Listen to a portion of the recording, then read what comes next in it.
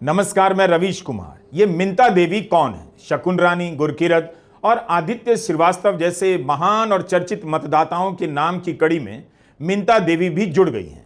12 अगस्त को संसद परिसर में विपक्ष के कई नेता सफेद टी शर्ट पहनकर प्रदर्शन कर रहे थे। उनकी टी शर्ट पर एक महिला की तस्वीर है, लिखा है मिंता देवी। मिंता देवी की उम्र 124 साल बताई जा रही है और दावा किया जा रहा है कि पहली बार वोटर बनने के फॉर्म में मिंता देवी का नाम है। फॉर्म 6 में 124 साल की महिला का नाम कैसे हो सकता है, जबकि दुनिया में इस उम्र का कोई भी जीवित नहीं है, ऐसा दावा किया गया है सोशल मीडिया में।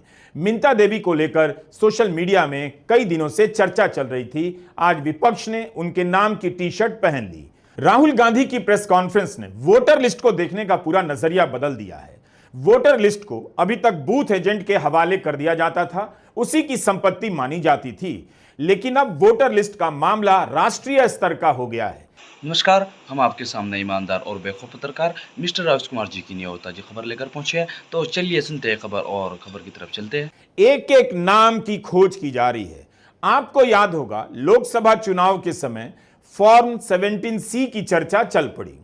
पत्रकार पूनम अग्रवाल के कारण राजनीतिक कार्यकर्ता भी फॉर्म 17C की मांग करने लगे। इससे पता चल जाता था कि एक बूथ पर कितने वोटर हैं और कुल कितने वोट डाले गए।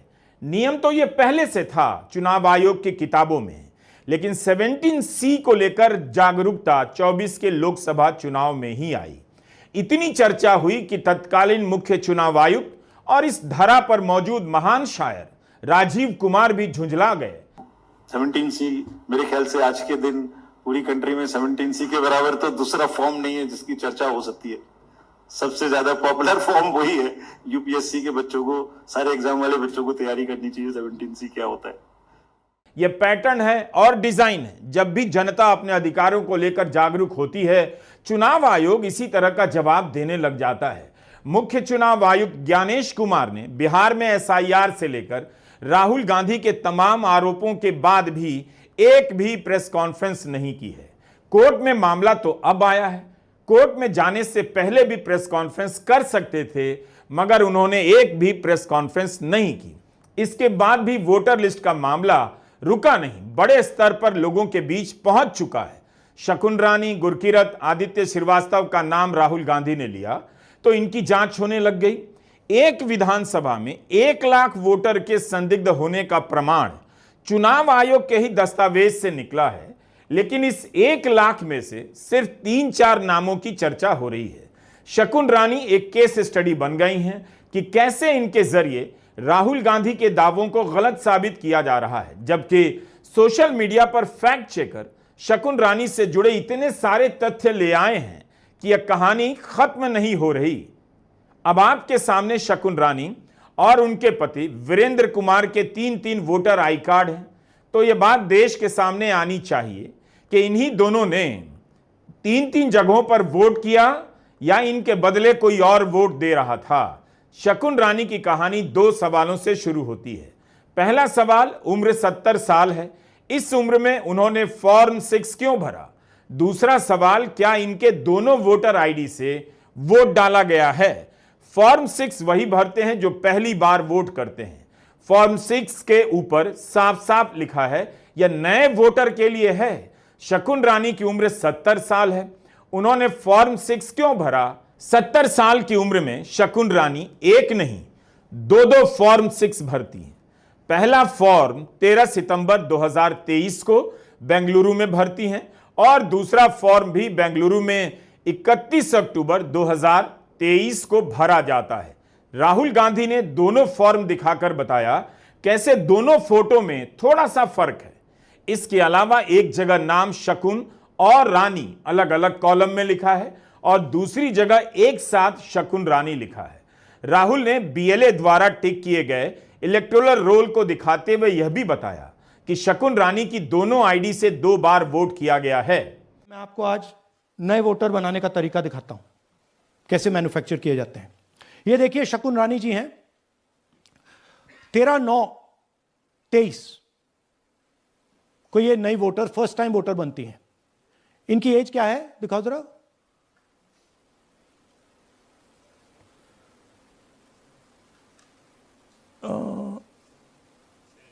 70 साल की हैं और ये देखिए कैसे किया गया है। 2 बार अप्लाई करती हैं, पहली बार 13/9, दूसरी बार 31/10। इसमें उनकी फोटो जूम आउट है, इसमें उनकी फोटो जूम इन है। ऊपर देखिए फर्स्ट नेम शकुन, सरनेम रानी। यहां देखिए सरनेम है ही नहीं, फर्स्ट नेम शकुन रानी। ये देख लीजिए साइड पे इन्होंने 2 बार ही वोट किया है। अब पता नहीं इन्होंने किया है किसी और ने किया है, बट 2 बार इस आईडी कार्ड पे 2 बार वोट लगा है। वो जो टिक है वो पोलिंग बूथ के ऑफिसर की है। इसीलिए सीसीटीवी को डिस्ट्रॉय किया जा रहा है, क्योंकि वो ये हमें पता ना लगे कि शकुन रानी जी है ही नहीं या फिर कोई और 3-4 बार वोट कर रहा है। तो हम यह तो नहीं जानते कि शकुन रानी ने खुद फॉर्म भरा या किसी और ने भर दिया, यह तो जांच का विषय है। मीडिया को लगा कि शकुन रानी का नाम यूं ही ले लिया गया है। इतना तो सोचना चाहिए कि चुनाव आयोग ने जो दस्तावेज दिए हैं उसी की मदद से शकुन रानी का डिटेल निकला है। शकुन रानी का नाम फॉर्म 6 के संदर्भ में आया है, अकेले उनका नाम नहीं आया है। ऐसे 33,692 वोटर हैं जिन्होंने केवल एक विधानसभा में फॉर्म 6 भरा है। क्या एक नाम की चेकिंग से काम हो जाएगा? कोशिश यही हो रही थी कि किसी तरह शकुन रानी पर राहुल गांधी के दावों को गलत साबित कर दिया जाए ताकि बाकी सवालों को भी दफन कर दिया जाए। आखिर शकुन रानी की कहानी को झुठलाने की कोशिश हो रही है, तो बाकी के 33,000 वोटर की कहानी को क्यों नहीं झुठला पा रहे हैं? एक विधानसभा में 33,000 पहली बार वोट डालने वाले नहीं हो सकते। क्या हो सकते हैं, इसकी जांच होनी चाहिए। फॉर्म 6 के सवाल को गायब कर दिया गया है। इस फॉर्म में 33,000 से अधिक लोगों के नाम हैं। फिर से बता रहे हैं, इनकी पड़ताल क्यों नहीं हो रही है? 9 अगस्त को कर्नाटक के निर्वाचन अधिकारी ने राहुल गांधी को नोटिस भेजा कि जब शकुन रानी से इस बारे में पूछा गया तो उन्होंने कहा एक ही बार वोट किया है, 2 बार नहीं। यही नहीं, जिस कागज पर टिक लगा है उसे पोलिंग ऑफिसर ने जारी नहीं किया। अपने नोटिस में निर्वाचन अधिकारी ने राहुल से वह कागज मांगे हैं जिनके आधार पर उन्होंने दावा किया है कि शकुन रानी या किसी और ने उनके नाम पर 2 बार वोट किया। निर्वाचन अधिकारी ने इसे प्राथमिक जांच कहा है। इस नोटिस में फॉर्म 6 से जुड़े किसी सवाल का जवाब नहीं दिया गया है। क्या यही आयोग की जांच हुई? इतनी बात तो न्यूज चैनल के पत्रकार को भेजकर भी प्रसारित किया जा सकता है, और कर भी रहे हैं। क्या सिर्फ शकुन रानी से बात कर लेना आयोग की प्राथमिक जांच है? आखिर जब एक वोटर की प्राथमिक जांच आयोग कर सकता है तो राहुल गांधी के फॉर्म 6 वाले सवालों की जांच के लिए 33,000 वोटर की क्यों नहीं जांच की गई और 1 लाख की क्यों नहीं की गई? बात केवल एक शकुन रानी की नहीं है, सबकी है, और उन सबकी जिनकी उम्र 70 से 98 साल के बीच है और जिन्होंने फॉर्म 6 भरे हैं। ये मिसयूज ऑफ फॉर्म 6 33,000 लोग हैं, नाम है यहां पे सबके। ये आप देखिए, इनकी एज भी है, 98, 96, 95, 89, 88, 72, 67, 57। यहां पे इस पूरे पैक में 18 से 23 का कोई नहीं। तो दिस इज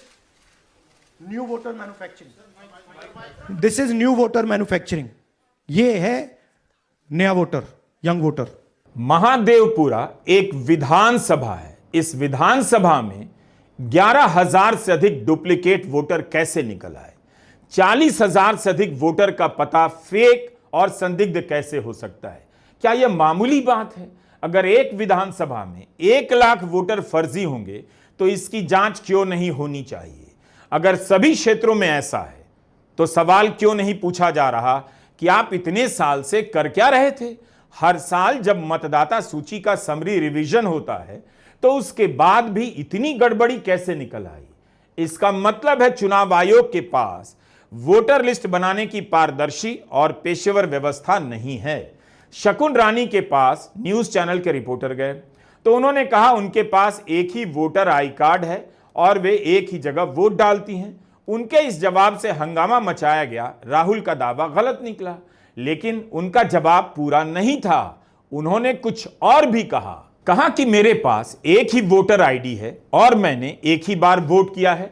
या उन लोगों की प्रॉब्लम है कि दो कैसे हुए हमें नहीं पता, चाहे 4 बार वोट हुआ हो, इससे मुझे क्या, मैं तो एक ही बार वोट करने गई। ये तो उनको पता होगा कि एक नाम से 3 या 4 वोट कैसे पड़ते हैं, ये तो वो जानते होंगे और वो ही वोट डलवा रहे थे।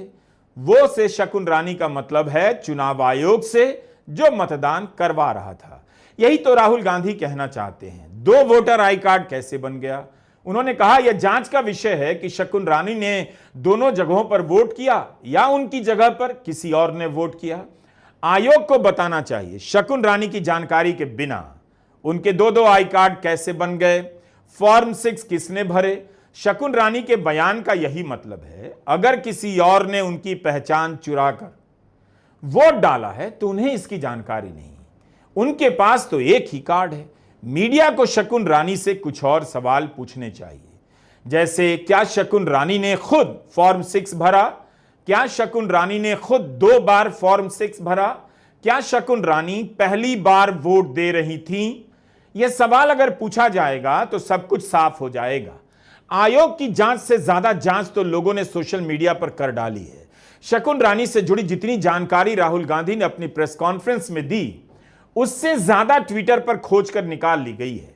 जैसे ऑल्ट न्यूज के मोहम्मद जुबैर ने खोज निकाला कि शकुन रानी का नाम असल में 2 बार नहीं 3 बार दिखाई देता है। निर्वाचन क्षेत्र महादेवपुरा में पार्ट नंबर 341 में 3 अलग अलग एपिक कार्ड से उनका नाम दिखाई देता है। गोपनीयता बनाए रखने के लिए हम एपिक नंबर नहीं दिखा रहे, लेकिन साफ साफ देखा जा सकता है कि शकुन रानी की 3 एंट्री मौजूद है। तीनों में अलग अलग फोटो का इस्तेमाल हुआ है। जुबैर यह भी दिखाते हैं कि राहुल गांधी की प्रेस कॉन्फ्रेंस के बाद चुनाव आयोग ने दोनों आईडी को अपडेट कर दिया है। ध्यान से सुनिए, चुनाव आयोग ने राहुल गांधी की प्रेस कॉन्फ्रेंस के बाद उन दोनों आईडी को अपडेट कर दिया है जो राहुल गांधी ने दिखाई थी, लेकिन उस तीसरी आईडी को अपडेट नहीं किया जो राहुल ने नहीं दिखाई, जिसका पता जुबैर ने लगाया। सवाल है कि यह तीसरी आईडी आयोग को खुद अपनी जांच में कैसे नहीं मिली? 11 अगस्त की देर शाम तक शकुन रानी के नाम पर बनी ये तीनों आईडी सक्रिय थी, इन्हें बंद क्यों नहीं किया गया?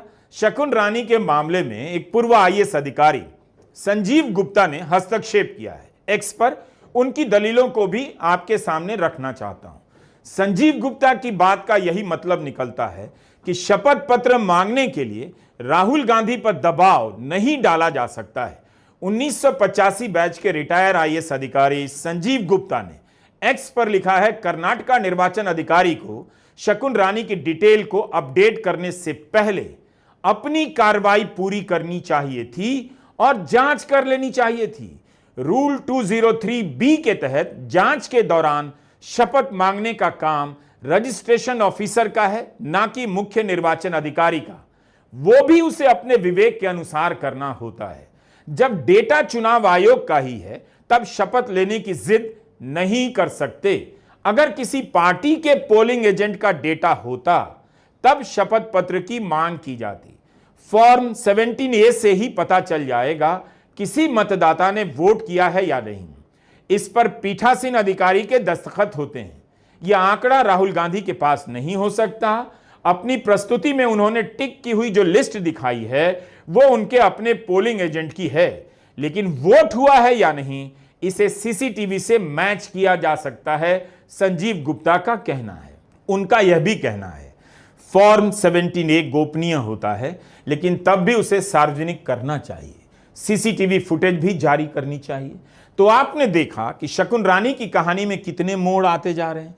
उनकी कहानी खत्म नहीं हो रही। उनके बारे में जब लोगों ने और भी छानबीन की तो पता चला उनके पति वीरेंद्र कुमार के नाम पर भी 3 वोटर आईडी दर्ज हैं। कर्नाटका के महादेवपुरा के अलावा उत्तर प्रदेश के इटावा की सिकंदरा विधानसभा में और बिहार में समस्तीपुर में उनका नाम देखा गया। आखिर उनके नाम से इटावा और समस्तीपुर में वोटर आई कार्ड कैसे बन गया? तीनों वोटर आई कार्ड में उनके पिता के नाम की स्पेलिंग में थोड़ा थोड़ा अंतर है। क्या आयोग इसी तरह से मतदाता सूची तैयार करता है? देश को जानने का हक है कि अगर वीरेंद्र कुमार के नाम से 3 वोटर आईडी कार्ड हैं, शकुन रानी के पास 3-3 आई कार्ड हैं, तो क्या तीनों अलग अलग जगहों पर वोट कर रहे हैं या कोई और है जो उनके बदले तीनों जगहों पर वोट कर रहा है? इन तीनों कार्ड से कब कब वोट किया गया, इसकी जानकारी चुनाव आयोग को पारदर्शी तरीके से देनी चाहिए। बहुत सारी सीट्स हैं, सिर्फ एक सीट नहीं है, बहुत सारी सीट्स। ये नेशनल लेवल पे किया जा रहा है, सिस्टमैटिकली किया जा रहा है। इलेक्शन कमीशन जानता है, हम जानते हैं, पहले सबूत नहीं था, क्लियरली सबूत है। और हम कॉन्स्टिट्यूशन की रक्षा करते हैं। One man one vote constitution का फाउंडेशन है और इलेक्शन कमीशन की ड्यूटी है कि वो one man one vote enforce करे, और उन्होंने नहीं किया, उन्होंने अपनी ड्यूटी नहीं की। तो हम सिर्फ कॉन्स्टिट्यूशन को प्रोटेक्ट कर रहे हैं, उसकी रक्षा कर रहे हैं, संविधान की रक्षा कर रहे हैं, और हम करते रहेंगे, हम रुकेंगे नहीं। बिहार में एसआईआर क्यों हुआ? इसी तर्क के आधार पर हुआ कि मतदाता सूची की सफाई करनी है, बहुत दिनों से नहीं हुई, कोई भी संदिग्ध नहीं बचेगा। लेकिन क्या ऐसा हो रहा है? चुनाव आयोग क्यों इस तरह से वोटर लिस्ट दे रहा है जिसे पढ़ने में मुश्किल हो? डिजिटल इंडिया का समय है, तो आप वोटर लिस्ट इस तरह से दीजिए कि कंप्यूटर में डालकर पढ़ा जा सके। ड्राफ्ट मतदाता सूची को गांव-गांव में, पंचायतों में लगा दीजिए ताकि हर आदमी जाकर देख ले। इसके बाद भी कुछ दीवाने पत्रकार हैं जो मेहनत कर रहे हैं और धांधली को पकड़ रहे हैं। रिपोर्टर्स कलेक्टिव की रिपोर्ट के बारे में बताता हूं। आयुषीकार हर्षिता मनवानी और गायत्री सप्रू की इस रिपोर्ट में दिखाया गया है कि बिहार में एसआईआर के तहत जो ड्राफ्ट मतदाता सूची जारी हुई है उसमें 5000 वोटर यूपी के हैं। अकेले वाल्मीकि नगर में 1000 से अधिक वोटर यूपी के हैं। यूपी और बिहार इन दोनों जगहों पर एक ही डिटेल के साथ इनके नाम दर्ज है, हूबहू, और थोड़े बहुत बदलाव के साथ कुछ हजार और भी वोटर हैं जिनके नाम यूपी में भी मिलते हैं और बिहार में भी। क्या वाकई ऐसे लोगों का अस्तित्व है या फिर बोगस एंट्री है? रिपोर्टर्स कलेक्टिव ने सवाल पूछा है। एसआईआर का क्या फायदा हुआ कि ये सब नाम हटाए नहीं गए? जब चुनाव आयोग से जवाब मांगा गया, रिपोर्टर्स कलेक्टिव ने मांगा, तो जवाब क्यों नहीं दिया गया? रिपोर्टर्स कलेक्टिव की रिपोर्ट सिर्फ इसलिए संभव हो पाई क्योंकि उन्होंने आयोग की स्कैन कॉपी को पढ़ने का एक सॉफ्टवेयर इस्तेमाल किया। उसकी मदद से उन्होंने फौरन हजारों ऐसे वोटर देख लिए जिनकी हूबहू डिटेल बिहार और यूपी में दर्ज है। अब अगर सॉफ्टवेयर के इस्तेमाल की क्षमता ना हो, समझ ना हो, फाइल के रूप को बदलना ना आता हो, तो गांव में बैठा मुखिया या कोई भी राजनीतिक कार्यकर्ता पता ही नहीं कर पाएगा कि वोटर लिस्ट में क्या खेल हुआ है। इसलिए आयोग राहुल गांधी को इलेक्ट्रॉनिक लिस्ट नहीं दे रहा है और बिहार में ड्राफ्ट मतदाता सूची की पीडीएफ फाइल को इस तरह से बना दिया गया है कि अब कोई आसानी से नहीं पढ़ सकता। और इलेक्शन कमीशन अगर कह रहा है कि वोटर लिस्ट में गलती है, इलेक्शन कमीशन को कहूंगा कि चलिए मैं मानता हूं आप सही कह रहे हैं। इसी इलेक्टोरल रोल और वोटर लिस्ट के आधार पे देश का प्रधानमंत्री चुना गया है, बीजेपी के 240 सांसद चुने गए हैं, देश के गृह मंत्री चुने गए हैं। इसी वोटर लिस्ट के आधार पर यही सांसद जो चुने गए हैं वो आने वाले दिन में राष्ट्रपति चुनेंगे, उपराष्ट्रपति चुनेंगे। अगर वोटर लिस्ट में कोई भी इरेगुलरिटी है तो भाई लोकसभा डिसॉल्व होनी चाहिए। पूरा देश में एसआईआर करी है, कोई दिक्कत नहीं है, लेकिन एक सिलेक्टिव नहीं कर सकते ना। और बीजेपी ने वोट चोरी करके इलीगली, अनएथिकली, अनकॉन्स्टिट्यूशनली पावर में आया है।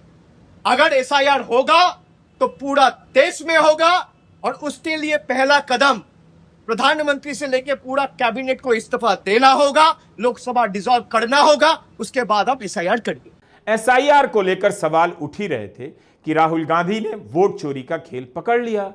राहुल जिस तरह की चोरी बता रहे हैं उस तरह की गड़बड़ियां तो बिहार में आए दिन देखने को मिल रही हैं। क्या पता इसी तरह का खेल और जगहों पर हुआ हो। ऑल्ट न्यूज के फैक्ट चेकर मोहम्मद जुबैर ने महाराष्ट्र के पालघर की मतदाता सूची से किसी सुषमा गुप्ता का डिटेल निकाला है। सुषमा गुप्ता का एपिक नंबर तो अलग अलग है, मगर उनकी तस्वीर 6 की 6 जगह एक है। पति का नाम और उम्र भी एक है। एक फोटो के साथ 6 वोटर अलग अलग एपिक नंबर से कैसे बन सकता है। जब से राहुल गांधी ने प्रेस कॉन्फ्रेंस की है तब से अलग अलग संसदीय क्षेत्रों की फिर से चर्चा होने लगी है, सवाल उठने लगे हैं। राहुल गांधी ने तो बेंगलुरु सेंट्रल की सीट का जिक्र किया, लेकिन वाराणसी, जयपुर, त्रिशूर को लेकर भी सवाल उठने लगे हैं। वाराणसी में प्रधानमंत्री मोदी बहुत कम अंतरों से जीते। किसी भी सिटिंग प्रधानमंत्री की इतने कम मार्जिन से जीत नहीं हुई थी। हिंदुस्तान टाइम्स ने यह चार्ट बनाया है, इसमें देखा जा सकता है कि इंदिरा गांधी के 1977 के चुनाव और चंद्रशेखर के चुनाव को छोड़ दें तो 2024 में मोदी को बतौर एक रिटर्निंग प्रधानमंत्री सबसे कम मार्जिन से जीत मिली, मात्र 13.5%। वाराणसी और अयोध्या ये दो सीटें ऐसी थीं जिसमें बीजेपी ने कितना निवेश किया। इसके बाद भी वाराणसी में वोटर लिस्ट को लेकर तरह तरह के दावे सोशल मीडिया पर किए जा रहे हैं। आरोप लग रहे हैं प्रधानमंत्री मोदी पिछड़ रहे थे, किसी तरह चुनाव मैनेज हुआ। वाराणसी की सीट पर 40 में से 33 लोगों के नामांकन को रद्द किया गया। श्याम रंगीला का मामला भी उस वक्त काफी चर्चा में आया था। अगर हमें इलेक्ट्रॉनिक डेटा मिल जाए, हम साबित कर देंगे कि हिंदुस्तान का प्रधानमंत्री चोरी करके प्रधानमंत्री बना है। पूरे देश को यह सवाल पूछना चाहिए कि इलेक्शन कमीशन इलेक्ट्रॉनिक डेटा और वीडियोग्राफी क्यों नहीं दे रहा है। इसी तरह केरला कांग्रेस के हैंडल ने त्रिशूर की सीट को लेकर सवाल उठाया, जिससे 2024 में पहली बार बीजेपी का केरला में खाता खुलता है। सुरेश गोपी चुनाव जीत जाते हैं। केरला कांग्रेस के हैंडल से बताया गया है कि 2014 और 2019 के बीच 5 साल में 62,318 वोटों की वृद्धि हुई, लेकिन 2019 से 2024 के बीच इसी सीट पर 1,46,656 वोटों की वृद्धि होती है। पिछले 5 वर्षों के मुकाबले 2.5 गुना की वृद्धि। ऐसा होने से त्रिशूर केरला का सबसे बड़ा निर्वाचन क्षेत्र बन गया। कांग्रेस ने सवाल उठाया, क्या अचानक त्रिशूर की आबादी में विस्फोट हुआ है? दूसरे जिलों की तरह त्रिशूर में बड़े स्तर पर अन्य राज्यों से पलायन भी नहीं होता। चुनाव के दौरान कई जगह रिपोर्ट भी छपी कि कुछ ही महीने पहले बीजेपी ने बड़े पैमाने पर खाली घरों और अपार्टमेंट के पतों पर वोटर पंजीकरण करवाया। पार्टी ने आरोप लगाया है कि बेंगलुरु में जो किया गया वही त्रिशूर में हुआ है। तो इसी तरह जयपुर का मामला घूम रहा है। कांग्रेस के कार्यकर्ता आदित्य गोस्वामी ने एक ट्वीट में जयपुर के लोकसभा चुनाव का उल्लेख किया है। गिनती के आखिरी राउंड तक जयपुर ग्रामीण की सीट पर कांग्रेस के उम्मीदवार अनिल चोपड़ा आगे चल रहे थे, लेकिन गिनती के बाद 4 घंटे तक नतीजे को रोक दिया गया और घोषणा नहीं की गई। आखिरी समय पर रिटर्निंग ऑफिसर ने 2,738 पोस्टल बैलेट खारिज कर दिए और बीजेपी के राव राजेंद्र सिंह 1,618 वोटों से जीत गए। अनिल चोपड़ा की मांग के बावजूद उन्हें पोस्टल बैलेट नहीं दिखाए गए। रिटर्निंग ऑफिसर ने कहा सिर्फ 1,225 पोस्टल बैलेट खारिज हुए हैं, लेकिन शाम में पता चला 2,738 बैलेट खारिज हुए। इस मामले में अनिल चोपड़ा राजस्थान हाईकोर्ट गए, याचिका दायर की और कोर्ट ने बीजेपी के सांसद, रिटर्निंग ऑफिसर और चुनाव आयोग को नोटिस भेजा। 3 हफ्ते में जवाब देने के लिए कहा। ताजा स्थिति की जानकारी हमारे पास नहीं है। आप चुनाव आयोग द्वारा प्रकाशित किए गए इस फैक्ट चेक को देखिए, जिसमें राहुल गांधी के दावों का खंडन किया जा रहा है। लिखा है, लोकसभा चुनाव आज से 1 वर्ष से अधिक समय पूर्व संपन्न हुए। चुनाव परिणामों के विरुद्ध कुल 10 इलेक्शन पिटीशन दायर की गई, लेकिन इनमें से एक भी याचिका किसी भी हारे हुए कांग्रेस के उम्मीदवार द्वारा दायर नहीं की गई। इन सवालों का जवाब दिया जाना चाहिए।